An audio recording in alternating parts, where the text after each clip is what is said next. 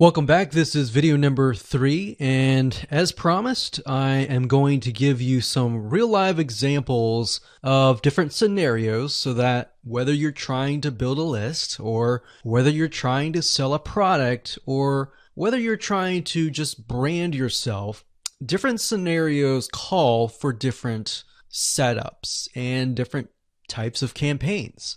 So we talked about the blog post earlier, and that's fairly simple. But let's say, for example, that you want to build a list. How do you set things up? All right. What if they don't opt into the list? How are you going to retarget them to get them to sign up for the list? So what you really have to do is you have to get an idea of what you want to achieve. What action do you want? Do you want an email? Do you want a sale?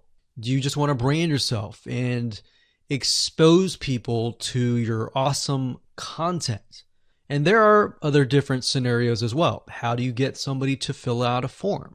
So how about we cover those right now? So let's do opt-in list. So let me jot this down so we don't forget. So we're going to cover next. So we covered blog post. We're going to cover email opt-in, a sale, and perhaps a branding. Yeah, we actually, blog post is actually branding.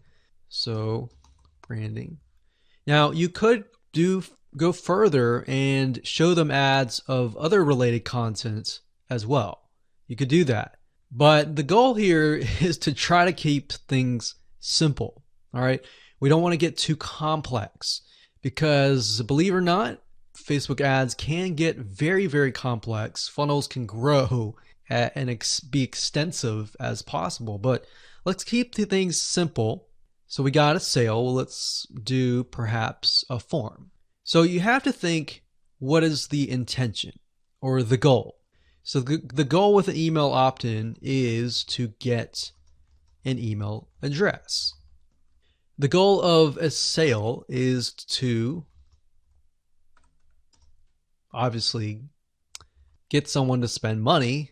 So getting somebody to pay. So get someone to buy. And then with the form, you want somebody to fill out the form. Now you also have to think, okay, what happens when somebody completes the email? What then happens? How do you convert? And how do you track that conversion so you don't show a Facebook ad to somebody who has bought, right? So it's kind of an if, then, else. If this happens, then this happens. If this doesn't happen, then this happens, right? So let me explain. Let's do an email opt-in. All right, somebody comes to a landing page. So we'll call this the email capture page. And then, of course, there's going to be a Facebook pixel on this email captured page. Now, I'm going to remove these because it's going to get a little bit longer. And I'm going to delete this. I'm going to actually copy this back, but we're going to move this over here. So if they fill out the email, what is after that? All right. What is after that? So after that, depending on how things are set up, if you've got it set up with double opt-in confirmation, which means they have to check their email address and click the link and all that, and it goes to that page, or they fill in the email and it immediately directs them to the next page.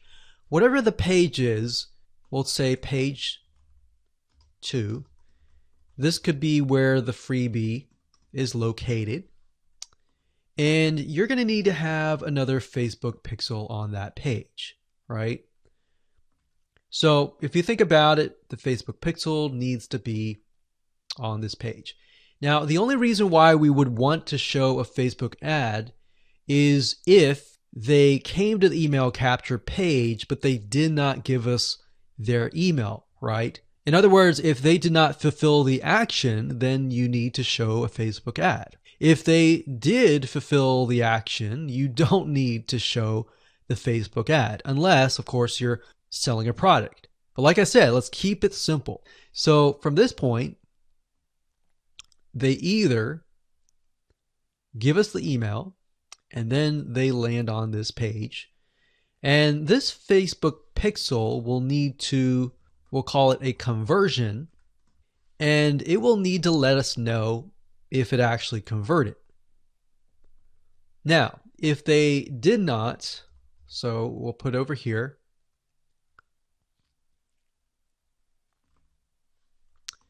did not give email. So this is if they gave us the email. If they did not give us the email, and that's why I put an arrow here. So these are scenario 1. So we could actually name this. Let's name this scenario 1.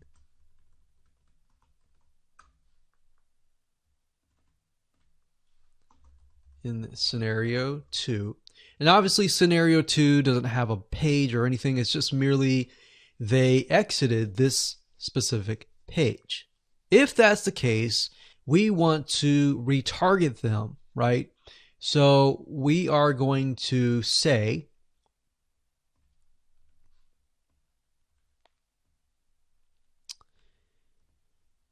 if they did not give us the email, then we're going to put them into a custom audience.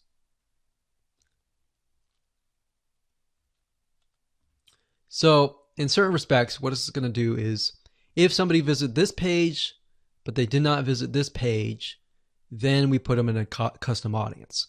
If they visited this page and this page, then we do not retarget them. Now, it's going to be a little bit more easier to understand when I visually show it to you. But I just want to give you a bird's eye view here. So at this point, they did not give us the email, so therefore we add them to custom audience, and then we show them a Facebook ad. Now, we could add those who signed up into another custom audience as well. So let's say we want to build a list and then we want to retarget them with a lot of great content or a product, for example, that we sell within the email. So different scenarios will require different setups. So that's one setup. That's an email setup. So not only are you setting things up for if they fill out the email, but if they do not fill out the email. So the next thing we have is a sale. So you'll notice that it's actually very similar. If a visitor comes to a page, and this page can be the sales page, and of course we pixel them, and then they either buy or, so scenario, they buy, and that is a Facebook pixel conversion, or they do not buy, and then we add them to a custom audience and we show them a Facebook ad for the goal of trying to get them to buy. Maybe they're not ready to buy, right? So you could show a Facebook ad of free content that is related to the sales page. Because most likely if they visited the sales page, they're interested, they're just not sure, right? You could show them a Facebook ad to a coupon. So there are many different ways of doing this. So now you can kind of get an idea. It's very, very similar from the email to the sale. Any type of conversion, it's very, very similar. So now we have a form. So let's see here. We got sales page here. And let's do a form. So they come to the form, and our goal is to get them to fill out the form. So we got a Facebook pixel here as well. Of course, scenario 1, they fill out form, and then we have a Facebook pixel, and we're able to track that they did fill out the form. And scenario 2, they did not fill out form, so we want to retarget them with either really good content or something that speaks directly to them to try to get them to come back and fill out the form. And that can be the Facebook ad. So as you can see, anytime you have a action, it actually becomes very, very similar in the setup. So now that you have a better idea of the different real life scenarios and examples, let's move on to the next video and talk about the Facebook Pixel, what it is, why it's important, and where to get it. Hello and welcome back. This is video number 6, and we're going to dive into the Facebook Pixel and talk about the different variables and settings, which according to Facebook is also known as standard events. Basically, all that means is that you're going to have a different code or different keyword for different scenarios. So we're taking a look right now at a standard Facebook Pixel. Now I've blurred out or put X's in the area of my Facebook Pixel ID. So you know that this is going to be your Facebook Pixel ID.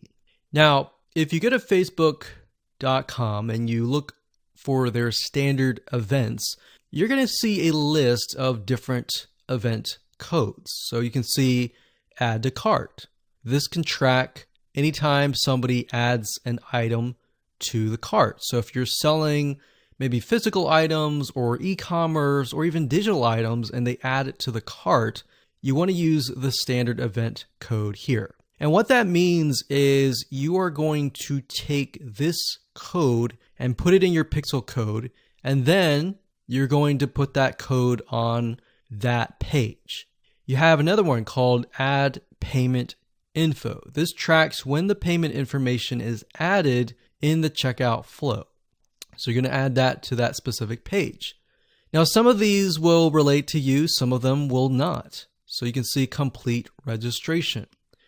This is great for if somebody is trying to fill out a form and you're trying to get them to fill that form out and you want to track, did they fill that form or not? If they didn't, then this code would not be triggered. If they did, then of course they would land on the page after they fill out the form, and you would put that code on that page. We can see contact, which is if they went to a contact page and they contacted you, you could put that on the code and on that specific page. So as you can see, there are tons and tons of different standard events that relate to different actions. So we have donate, we have find location, we have initiate checkout, we have lead. Lead is whenever somebody signs up on your email list. Or they could be a form submission. They could sign up for a trial. They could land on a specific page where you would deem them to be a lead. And you would use that code right here. And then we have purchase. They also have a code for that and a value. So if you're using USD in the United States of America, and you would put the number here. So if it was $47, you would put 47.00 USD. If you were not using USD and you were using your own country's money symbol here, it could be Canadian, it could be AUS for Australia, you could put that here. And then we have schedule, we have search, we have start trial, we have submit application, we have subscribe, we have view content. So view content could simply mean they're viewing a special piece of content. So it could be something like the blog post, right? So we could send them to the blog post. You would make sure that the Pixel code has this specific code in it. So why don't we go back to the Pixel code and let me show you what you need to do. So let's say, for example, view content. So you're going to highlight this, click copy, and then you're going to go back to the Pixel code here. And the only item that you want to change is this item here. So where it says FBQ, parentheses, track, comma, page view, we're going to remove that and then we're going to put that here. So in this case, it's view content. and page view is going to be removed. So what we're going to do now is we're going to take this code and put it on the special piece of content page where we want to track it. Now, if it's a lead, we simply remove this and type lead. Now, when you run your Facebook ad campaign, what's going to happen is in the campaign, you'll see these keywords. So you can also put your own keyword as well. And it's going to tell you the keywords, how many people visited it, and all that. And you yourself will know, okay, so this many people out of 100 people came, 10 people, 10% became a lead. So you'll see leads 10. And that will give you an idea of what is actually converting. So let's do something else. Let's go back up here and let's do purchase. So we're going to copy this. We're going to go back here. And instead of a lead, we're going to copy and paste this here. This is track purchase value. Let's say it's $47, and that's all you need to do. And you're going to need to take this piece of code and put it on the page that they see after they purchase. So whatever page that they are sent to or redirected to immediately, you need to put that piece of code on that page. Now, let's say, for example, that we have a funnel and the funnel is an opt-in page.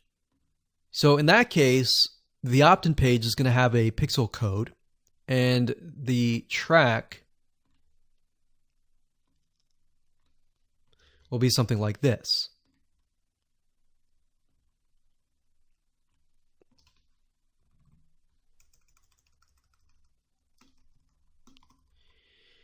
So the opt-in page could be a page view or view content, and then the next page after that, if they subscribe, could be a lead.